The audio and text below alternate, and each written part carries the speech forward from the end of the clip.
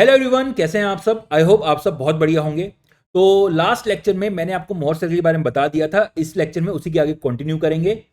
अगर आप मुझे पहली बार देख रहे हैं तो भाई मेरा नाम है Akash Huriya. I am presently working as an assistant engineer in PW Uttarakhand. I have also secured all India rank 149 in GATE. अगर आपको मेरे बारे में और जानना है तो एक इंट्रोडक्शन वीडियो बना रखी है, आप वो जाके देख सकते हैं। तो चलिए शुरू करते हैं। यहां पर मैं क्या कह रहा हूं, मान लीजिए इस मोहर सर्किल पे एक पॉइंट कोई भी ले रहा हूं, दिस पॉइंट ए। इसके कोऑर्डिनेट्स जो हैं वो हैं आपके sigma 1 comma tau 1। Sigma 1 comma tau 1 क्यों? क्योंकि हम क्या कर रहे हैं, हमारी एक्स एक्सिस पे ले रहे हैं हमारे नॉर्मल स्ट्रेस और वाई एक्सिस पे ले रहे हैं हमारे शेयर स्ट्रेस। देयरफॉर यहां पे जो कोऑर्डिनेट्स होंगे वो आपके नॉर्मल स्ट्रेस और शेयर स्ट्रेस के टर्म्स में ही होंगे। तो यहां पे मैं कह रहा हूं, मान लीजिए कितना है, सिग्मा 1 कोमा टाउ 1 है। अगर ये सिग्मा 1 कोमा टाउ 1 है तो मैं क्या कर रहा हूं, मैं एक लाइन को ज्वाइन कर रहा हूं ओरिजिन से लेके ए तक। मैं क्या कर रहा हूं, ओरिजिन से लेके ए तक इस लाइन को ज्वाइन कर रहा हूं। ठीक है, अब जरा देखिए बहुत ज्यादा ध्यान से। अगर ये सिग्मा 1 कोमा टाउ 1 है तो यहां पर ये जो वैल्यू होगी, this value, this particular value origin से लेके आपके यहां तक, ये कितनी होगी? This is your sigma 1। अगर ये आपका सिग्मा 1 कोमा टाउ 1 है तो आपकी वाई एक्सिस पे, आपकी वाई एक्सिस पे ये पर्टिकुलर वैल्यू कितनी होगी? This particular value, this is your tau 1, this is your tau 1।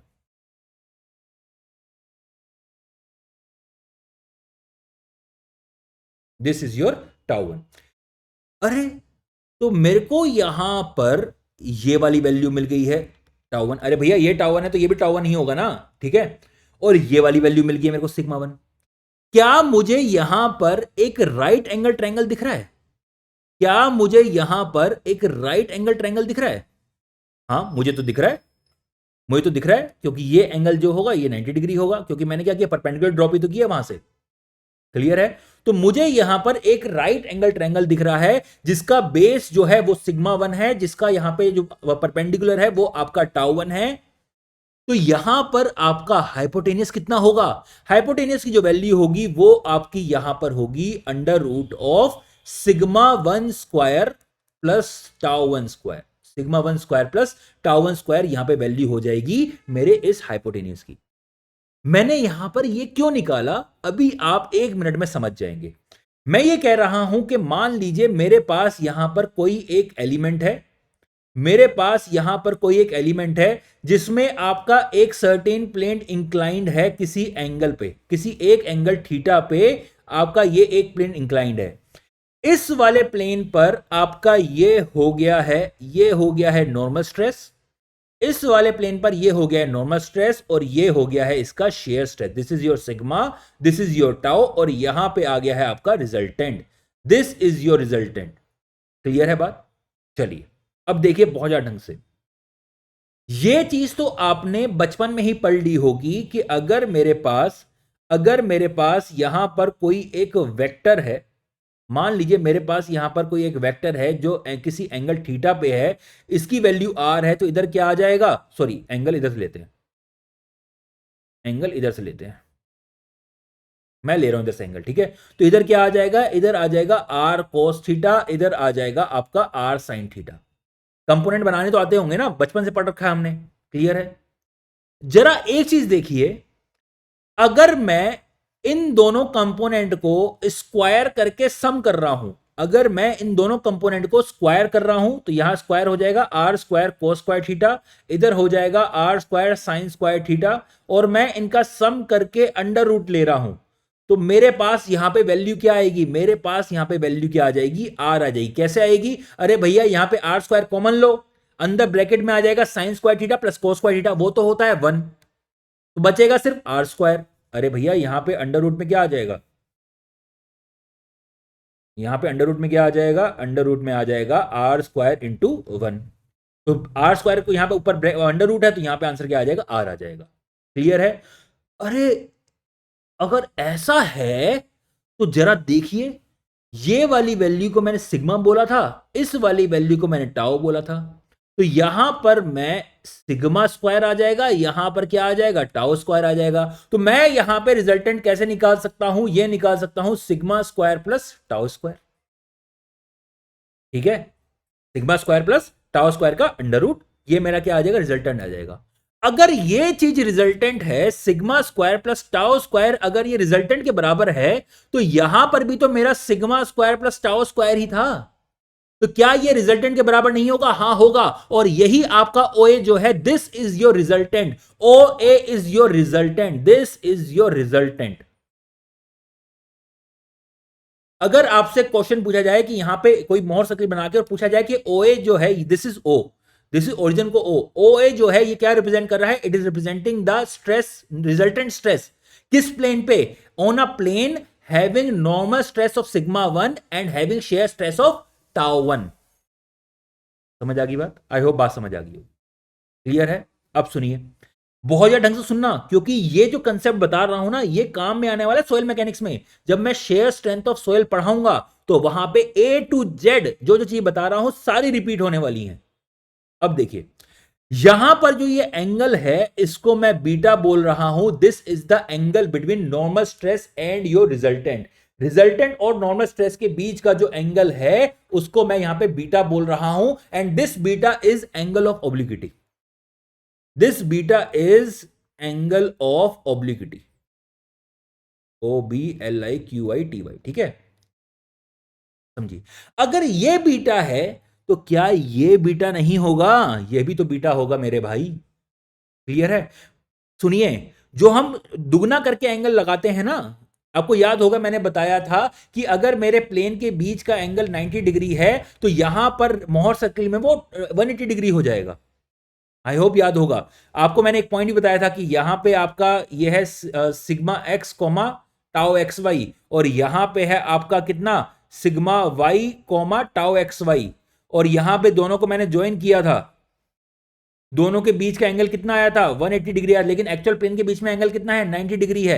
भैया ये प्लेन के बीच का एंगल था, यहां पे हम बात कर रहे हैं हमारे नॉर्मल स्ट्रेस और रिजल्टेंट के बीच का एंगल, उसको दुगना मत कर देना। यहां पे अगर यहां पे बीटा है तो यहां पर भी बीटा आएगा। क्लियर है। आई होप बात क्लियर होगी, क्योंकि ये चीज मैंने पढ़ा रखी है आपको। चलिए, तो ये जो बीटा है, this is your angle of obliquity and is angle between normal stress and your resultant. अब देखिए, अगर मैं डिफरेंट डिफरेंट प्लेन की बात कर रहा हूं तो डिफरेंट डिफरेंट प्लेन पे मेरा सिग्मा की वैल्यू चेंज होगी, टाउ की वैल्यू चेंज होगी, मेरे रिजल्टेंट की वैल्यू चेंज होगी। क्या मेरे बीटा की वैल्यू चेंज नहीं होगी, होगी ना। अगर मैं यहां पर कोई एक पॉइंट ले रहा हूं तो यहां पे अगर मैं लाइन ज्वाइन करता हूं, अगर मैं लाइन ज्वाइन करता हूं, और अरे भाई ये तो बुरा ही मान गया, अगर मैं लाइन ज्वाइन करता हूं इस पर्टिकुलर पॉइंट बी की, ठीक है, विथ ओरिजिन, तो ये angle, this angle is less than this beta. अगर मैं कोई पॉइंट यहां पे ले ले रहा हूं, अगर मैं कोई पॉइंट यहां पे ले ले रहा हूं, लो ये पॉइंट ले लिया मैंने, तो अगर मैं यहां पे लाइन ज्वाइन करता हूं तो I am getting a bigger value, I am getting a bigger value of this angle. समझ आ गई बात। तो सिंस मेरा हर एक प्लेन के लिए ये एंगल चेंज होते जा रहा है, तो कोई तो एक प्लेन होगा जहां पे बीटा की वैल्यू मैक्सिमम होगी, और जहां पे वो मैक्सिमम होगी वहां पे उसको मैं बोलूंगा मैक्सिमम एंगल ऑफ ऑब्लिक्विटी। और ये बहुत ज्यादा इंपॉर्टेंट है। और वो कहां पे होगी, वो तब होगी, वो तब होगी, एक मिनट, वो तब होगी जब आपका, जब आपका जो लाइन आप यहां से ड्रॉ कर रहे हो ओरिजिन से, वो मोहर सर्किल के टेंजेंट हो जाए। यहीं पे मेरी जो वैल्यू होगी बीटा की वो मैक्सिमम होगी। क्यों, क्योंकि अगर इससे ज्यादा है, अगर इससे ज्यादा मैं बना रहा हूं एंगल, तो भैया ये लाइन तो सर्किल को टच ही नहीं कर रही, रेड वाली लाइन तो सर्किल को टच ही नहीं कर रही, तो ये एंगल के कोई सेंस बनता है, कोई सेंस ही नहीं बनता। ठीक है, समझ आ गई बात। चलिए, तो this is your maximum angle of obliquity, and इसी प्लेन पे हमारा फेलियर होगा सोयल में। ठीक है, वहां पे दोबारा बताऊंगा इस बारे बातों पे, लेकिन अभी सिर्फ आपको बता रहा हूं कि ये क्या है। तो जरा यहां पे देखिए, बहुत ज्यादा ढंग से, बहुत ज्यादा ढंग से देखेंगे। तो ये मेरे पास यहां पे एलिमेंट था, यहां पे मेरा सिग्मा था, यहां पे मेरा टाउ था, और ये मेरा क्या था, रिजल्टेंट था। मैं इस चीज को थोड़ा अलग से बना के दिखा रहा हूं। यहां पर मैं इस चीज को थोड़ा अलग से बना के दिखा रहा हूं।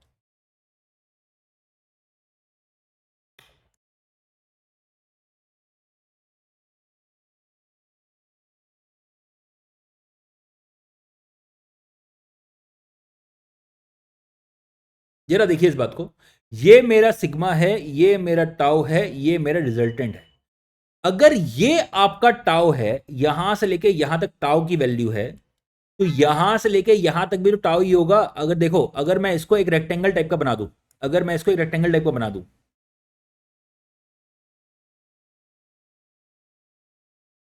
अगर ये चीज टाउ है तो यहां से लेके ये चीज भी टाउ होगी, और ये चीज क्या होगी, सिग्मा होगी। ये एंगल बीटा है, तो अगर मैं यहां पे टेन बीटा ले लूं, तो ये क्या हो जाएगा, टाउ बाय सिग्मा हो जाएगा। टेन बीटा क्या होगा, परपेंडिकुलर अपॉन बेस। तो this is your perpendicular, this is your base. Perpendicular क्या होता है, एंगल के जस्ट अपोजिट वाली जो लेंथ होती है, जो एंगल के अपोजिट होती है, उसको मैं परपेंडिकुलर बोलता हूं। तो ये परपेंडिकुलर, ये बेस टेन बीटा कितना हो गया, टाउ बाय सिग्मा, मेरे पास यहां पे वैल्यू आ गई है। क्लियर होगी बात। चलिए अब देखिए, यहां पर यह है मेरा centre.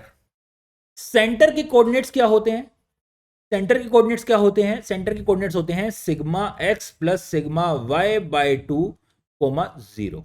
These are the coordinates of my centre.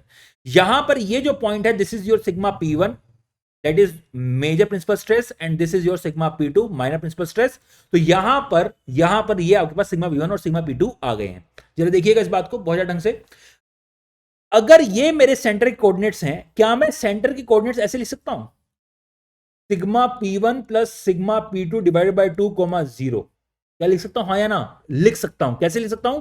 अरे भैया, आपको याद होगा मैंने बताया था sigma x plus sigma y is equal to sigma P1 plus sigma P2 होता है। Sigma P1 plus sigma P2 होता है। क्लियर है? The sum of stresses on the orthogonal planes remains constant. ये पॉइंट मैंने लिखवाया भी था आपको। चलिए, तो यहां पर मेरे c की वैल्यू, सी इसके कोऑर्डिनेट्स क्या होंगे, अच्छा, यहां से लेके यहां तक की वैल्यू कितनी होगी, दिस वैल्यू c तक की। तो this value is sigma P1 plus sigma P2 divided by 2। अगर यहां पर ये मेरा सेंटर है, तो ये चीज, अगर मैं पॉइंट Q लिख रहा हूं, तो CQ क्या मेरा रेडियस होगा? अगर C मेरा सेंटर है, तो CQ क्या मेरा रेडियस होगा? हाँ, होगा। अगर ये रेडियस है, अगर ये रेडियस है, ये टेंजेंट है और ये रेडियस है, सर्किल की property, angle between tangent and radius is equal to कितना, 90 degree. So this particular angle will be your 90 degree. अगर ये 90 डिग्री है, तो क्या यहां पे मेरे को एक राइट एंगल ट्रायंगल बनता हुआ दिख रहा है? क्या मुझे यहां पे राइट एंगल ट्रायंगल बनता हुआ दिख रहा है? हाँ, दिख रहा है। ठीक है, मैं क्या कर रहा हूं, मैं बीटा मैक्स को 5 लिख दे रहा हूं। बार बार मैं बीटा मैक्स कहां लिखूंगा, मैं उसको 5 लिख दे रहा हूं। ठीक है, एक बार ऐसे ही लिख दे रहा हूं, क्योंकि बीटा लिखूंगा तो वो कोई भी बीटा हो सकता है। मैं बीटा मैक्स की वैल्यू बात कर रहा हूं, तो देयरफॉर मैं यहां पे बीटा मैक्स को 5 लिख दे रहा हूं आगे से। चलिए अब देखिए, यहां पे CQ की वैल्यू कितनी होगी, CQ is sigma P1 minus sigma P2 divide by 2। This is your radius. अरे भैया, डायमीटर था sigma P1 minus sigma P2 is your diameter, उसका हाफ कर दोगे वो रेडियस हो जाएगा। तो ये आपकी वैल्यू आ गई है। अब यहां पे मेरे पास राइट एंगल ट्रायंगल भी है, तो यहां पर क्या मैं यहां पर कुछ प्रॉपर्टीज लगा सकता हूं? लगा सकता हूं। कौन सी प्रॉपर्टी लगेंगी? मैं यहां पे साइन फाई ले रहा हूं, मैं यहां पे साइन फाई ले रहा हूं। साइन फाई क्या होगा? Sine phi is perpendicular upon hypotenuse. तो एंगल के अपोजिट है ये वाली साइड, तो यहां पर हो जाएगा sigma P1 minus sigma P2 divided by 2 divided by hypotenuse. This is the hypotenuse. तो यहां पर वैल्यू आ गई sigma P1 plus sigma P2 divide by 2। तो 2 से 2 कैंसिल हो जाएगा, तो यहां पे साइन फाई की वैल्यू कितनी हो जाएगी? This is sigma P1 minus sigma P2 divided by sigma P1 plus sigma P2, ये मेरे पास यहां पर वैल्यू हो जाएगी, साइन पाएगी। लिख लो, फॉर्म में कई बार इससे क्वेश्चन बन जाता है। अब देखो मैं क्या कर रहा हूं,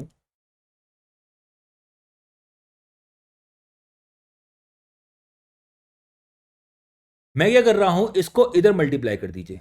अगर मैं इसको इधर मल्टीप्लाई कर दूंगा, यहां पे आ जाएगा सिग्मा P1 साइन फाई, और यहां पे आ जाएगा सिग्मा P2 साइन फाई, और ये हो जाएगा sigma P1 minus sigma P2 के बराबर। जरा इधर उधर करो, साइन सिग्मा P1 एक तरफ ले लो, सिग्मा P2 एक तरफ ले लो, तो यहां पर क्या आ जाएगा 1 minus sine phi sigma P1 is equal to 1 plus sine phi sigma P2। Clear है?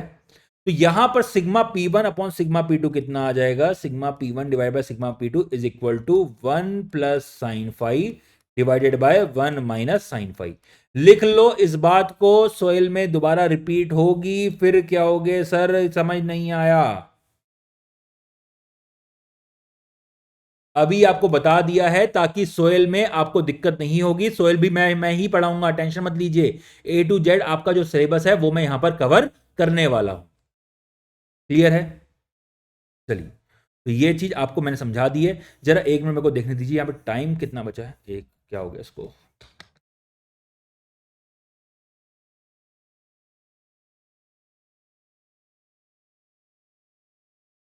अभी 16 मिनट ही हुए हैं, तो आगे वीडियो जा सकती है। अब यहां पे कंसेप्ट आ रहा है आपके प्लेन स्ट्रेन का।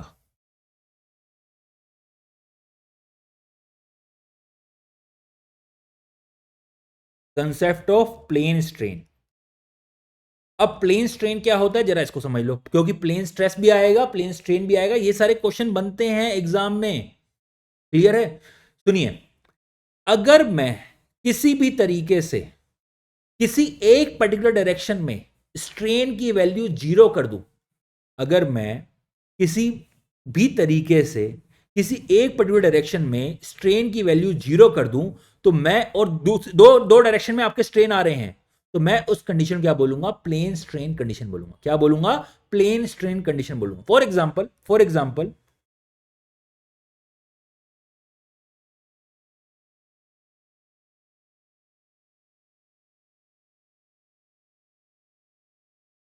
अरे यार,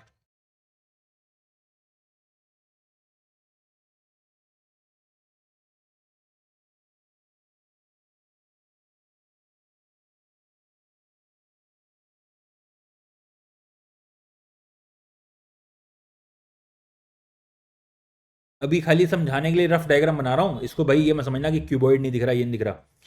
मैं क्या कर रहा हूं, मैं इसके ऊपर इधर से भी कंप्रेशन कर रहा हूं, इधर से भी कंप्रेशन कर रहा हूं, दोनों तरफ से कंप्रेशन कर रहा हूं। ठीक है? ऑब्वियसली इधर से भी होगा, इधर से भी होगा। क्लियर है? और इसके ऊपर मैंने क्या कर रखा है, एक हैवी प्लेट रख रखी है। इसके ऊपर मैंने क्या कर रखा है, एक हैवी प्लेट रख रखी है।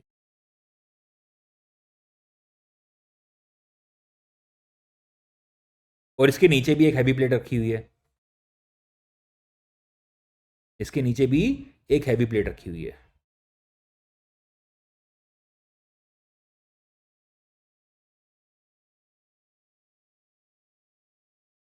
समझे? ऊपर भी है और नीचे भी हैवी प्लेट है, बीच में मेरा क्यूबॉइड है।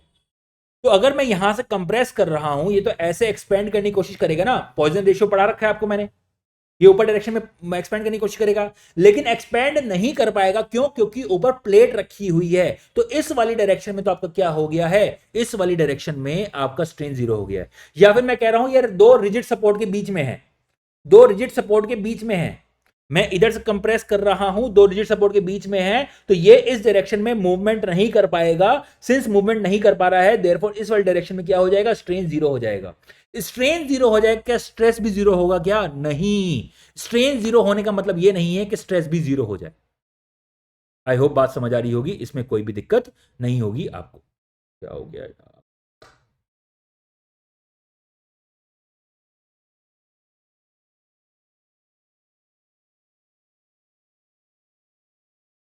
ठीक है,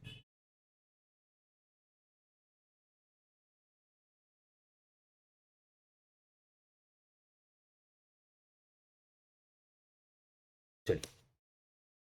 तो यहां पर क्या है, यहां पर क्या है, आपका एप्सिलॉन जेड जो है वो आपका जीरो हो गया है। एक्चुअली क्या है कि मैंने यहाँ पे एक साइड स्क्रीन रखी हुई है ताकि दिखते जाए जो मैं लिख रहा हूं वो मेरे पीछे तो नहीं आ रहा, तो मेरे को बार बार वो देखना पड़ रहा है।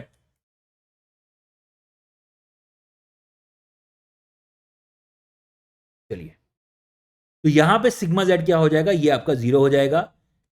सिग्मा एक्स जीरो नहीं है, सिग्मा वाई जीरो नहीं है। जरा देखो इस बात को। अब यहां पर आपका जो स्ट्रेसेस लग रहे हैं वो लग रहे हैं सिग्मा एक्स और यहां पे लग रहा है सिग्मा वाई। तो यहां पे जो आपका जेड डायरेक्शन में स्ट्रेसेस हैं वो सिग्मा जेड है, मैं कह रहा हूं मान लीजिए कितना है, सिग्मा जेड है। तो यहां पर आपका क्या होगा, this is sigma Z is equal to sigma, sorry epsilon Z is equal to sigma X upon E minus sigma Z upon E minus mu sigma X upon E plus sigma Y upon E. ये याद है, lecture पहले पढ़ा रखा है chapter number 1 में। तो यहां पर इसकी वैल्यू जो है ये आपकी जीरो है, तो यहां से मेरा सिग्मा जेड कितना आ जाएगा, this will be equal to mu sigma X plus sigma Y. ये मेरे पास यहां पर वैल्यू आ जाएगी किसकी, आपकी सिग्मा एक्स और सिग्मा वाई की मेरे पास यहां पर वैल्यू, सॉरी सिग्मा जेड की मेरे पास यहां पर वैल्यू आ जाएगी। आई होप बात समझ आ गई, क्लियर है। चलिए,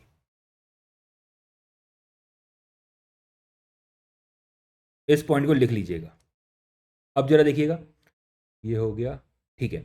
अब जरा देखिएगा बहुत ज्यादा ढंग से, यहां पर अभी तक हम जो बात कर रहे थे वो बात कर रहे थे हमारे ट्रांसफॉर्मेशन ऑफ स्ट्रेस, ठीक है। आपका किसी एक प्लेन पे पता है दूसरे प्लेन पे आपका स्ट्रेस कितना होगा। अब मैं बात कर रहा हूं ट्रांसफॉर्मेशन ऑफ माय स्ट्रेन।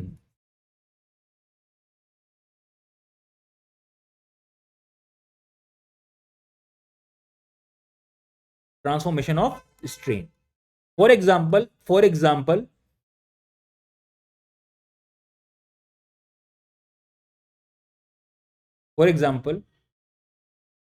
इस प्लेन पर आपका स्ट्रेन जो है वो सिग्मा एक्स है, इस वाले प्लेन पर, येलो वाले प्लेन पे सिग्मा वाई है।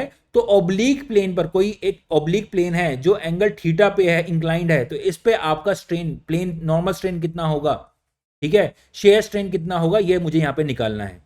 तो इसका यहां पे पूरा डेरिवेशन है, कोई फायदा नहीं है। आपको एक शॉर्टकट बता दे रहा हूं, उसको देख लीजिए। जितने भी मेरे पास फॉर्मूले थे, चाहे मेरा सिग्मा डैश का था वो था sigma X plus sigma Y by two plus sigma X minus sigma Y by two cos two theta plus tau X Y sine two theta, मेरे पास ये फॉर्मूला था, ठीक है। जो भी फॉर्मूले थे, चाहे मेरे यहां पे मैक्सिमम शेयर स्ट्रेस के थे चाहे प्रिंसिपल स्ट्रेस के थे, जो भी फॉर्मूले थे, जहां पर आपका सिग्मा एक्स है उसकी जगह लिख दो एप्सिलॉन एक्स, जहां पर सिग्मा वाई है उसकी जगह लिख दो एप्सिलॉन वाई। तो यहां पे सिग्मा एप्सिलॉन एक्स आ जाएगा और यहां पे आ जाएगा एप्सिलॉन वाई, और जहां पे टाउ एक्स वाई है उसकी जगह लिख दो phi X Y divided by two. Sir divide by two किया क्यों किया बेटा, आपको याद होगा मैंने आपको कॉम्प्लीमेंट्री स्ट्रेसेस के बारे में समझा रखा है, मैंने आपको कॉम्प्लीमेंट्री स्ट्रेस का कंसेप्ट समझा रखा है, क्लियर है। तो अगर मैं यहां पे शेयर स्ट्रेस लगा रहा हूं तो यहां पे अपने आप शेयर स्ट्रेस डेवलप हो जाते हैं, क्लियर है। तो यहां पर आपका ये जो एलिमेंट है वो मान लीजिए इस तरीके से डिफॉर्म हुआ, ये एलिमेंट कुछ इस तरीके से डिफॉर्म हुआ,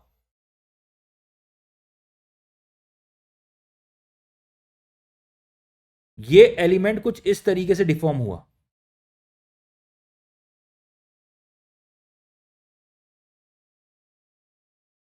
मान लीजिए, मानने में क्या जा रहा है। तो यहां पे जो शेयर स्ट्रेन होगा this is equal to sum of theta one plus theta two, तो total shear strain this sum of theta one plus theta two. अगर एलिमेंट आपका स्क्वायर है तो यहां पे theta one will be equal to theta two हो जाएगा, क्योंकि आपका कॉम्प्लीमेंट्री स्ट्रेसेस हैं, तो टाउ एक्स वाई की वजह से सेम ही आपका यहां पे स्ट्रेन आएगा। शेयर स्ट्रेन आएगा। देयरफॉर टाउ एक्स वाई की वजह से जो आपका स्ट्रेन आएगा वो कितना होगा, total shear strain divided by 2। Therefore यहां पे हम कितना लिख देते हैं, 5xy डिवाइडेड बाय 2, यहां पर हम इसको लिख देते हैं।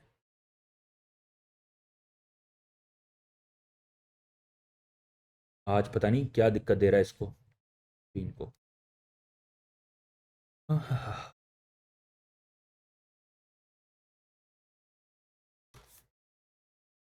ठीक है, तो जो भी आपके पास यहां पे वैल्यू है बस इसको ऐसा लिख दीजिए। चलिए, तो यहां पर मेरे पास प्रिंसिपल स्ट्रेसेस की वैल्यू क्या थी, वो थी मेरे पास sigma X plus sigma Y by 2 plus, एक काम करता हूं इसको प्लस माइनस लिख देता हूं, तो यहां पे P1 P2 छोड़ो, सिंपल जो प्रिंसिपल स्ट्रेसेस की वैल्यू थी वो थी sigma X plus sigma Y by 2 plus minus sigma X minus sigma Y by 2 का whole square plus tau X Y का होल स्क्वायर। तो क्या करना है, कुछ नहीं करना, इसकी जगह क्या करो, यहां पे क्या आ जाएगा आपका एप्सिलॉन आ जाएगा, यहां पे क्या आ जाएगा एप्सिलॉन पी आ जाएगा, मतलब प्रिंसिपल स्ट्रेन, एप्सिलॉन पी मतलब प्रिंसिपल स्ट्रेन। यहां पे एप्सिलॉन एक्स, यहां पे एप्सिलॉन वाई, यहां पे एप्सिलॉन एक्स, यहां पे एप्सिलॉन वाई, और यहां पे क्या आ जाएगा 5xy बाय 2। आई होप बात समझ आ गई, का होल स्क्वायर, क्योंकि यहां पर स्क्वायर है। बस इतना करना है और कुछ अपना दिमाग नहीं लगाना है, इतना कर लो और अपना दिमाग कुछ नहीं लगाना है। इस तरीके से आप क्या कर सकते हो, आप किसी एक सर्टेन प्लेन पर जो आपके यहां पे स्ट्रेन आ रहे हैं उनकी वैल्यूज को निकाल सकते हो। चाहे आपका यहां पर, आपको याद होगा मैंने प्रिंसिपल प्लेन निकालने के लिए एक फॉर्मूला भी लिखा था, tan 2 थीटा p, इसकी वैल्यू क्या थी, this was twice of tau X Y divided by sigma X minus sigma Y. तो अगर यहां पर इसको मेरे को दूसरे टर्म में लिखना है तो यहां पे क्या लिखूंगा, टू टाउ एक्स वाई क्या हो जाएगा, 5xy हो जाएगा। अरे भैया टाउ एक्स वाई जो था वो 5xy डिवाइडेड बाय 2 था, तो अगर दोनों तरफ 2 से मल्टीप्लाई कर दूं तो 5xy नहीं आ जाएगा क्या, आ जाएगा। यहां पे क्या आ जाएगा एप्सिलॉन एक्स, और यहां पे क्या आ जाएगा एप्सिलॉन वाई, तो यहां पर वैल्यू आ जाएगी 5xy divided by epsilon X minus epsilon Y. This is your tan 2 theta P. Clear है, समझ आ गई होगी बात। चलिए, यहां पर एक और चीज देखिए, यहां पर आपका जो मोहर सर्किल होगा, यहां पर जो मोहर सर्किल होगा उसको देखिए, ये वाली वैल्यू क्या थी, this value was representing sigma P1। तो अगर मैं अगर मैं यहां पे मोहर सर्किल बना रहा हूं फॉर माई स्ट्रेन्स, तो ये वाली वैल्यू क्या रिप्रेजेंट करेगी, ये वाली वैल्यू रिप्रेजेंट करेगी मेरे एप्सिलॉन P1 को, ये वाली वैल्यू किसे रिप्रेजेंट करेगी, एप्सिलॉन P2 को रिप्रेजेंट करेगी। ठीक है, और यहां पर आपका ये जो होगा दिस इज द रेडियस, और रेडियस जो था वो मोहर सर्किल में किसके बराबर था, टाउ मैक्सिमम के बराबर था। Radius was equal to tau max, लेकिन यहां पे जो रेडियस होगा वो किसके बराबर होगा, 5 मैक्सिमम या फिर 5xy divided by 2, 5 divided by 2। समझ आ गई होगी मेरे ख्याल से बात, आई होप बात क्लियर होगी। क्लियर है, क्योंकि यहां पे इसका हाफ लेना होता है, हर जगह बस इस चीज को याद रखना। चलिए, तो बेटर रहेगा 5 लिख दूं, और इसकी वैल्यू क्या होगी, 5 की वैल्यू होगी epsilon P1 minus epsilon P2 divided by 2, 5 की वैल्यू डिवाइडेड बाय 2 एक और करोगे तो बाय जो रेडियस होगा बाय 4 करना पड़ेगा आपको। चलिए, तो इस तरीके से यहां पर आप ये सब वैल्यूज निकाल सकते हो। क्लियर है, तो ये कंसेप्ट भी आपको क्लियर हो गया है, इसमें और कोई दिक्कत नहीं होगी आपको।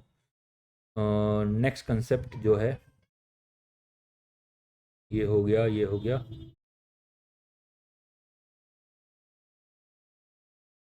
अगले लेक्चर में स्ट्रेन रोजेट है, चलो अगले लेक्चर में करवा दूंगा वो, काफ़ी हो गया, 30 मिनट का लेक्चर हो गया। अगले लेक्चर में मिलते हैं, स्ट्रेन रोजेट के बारे में आपको मैं कंसेप्ट समझाता हूँ।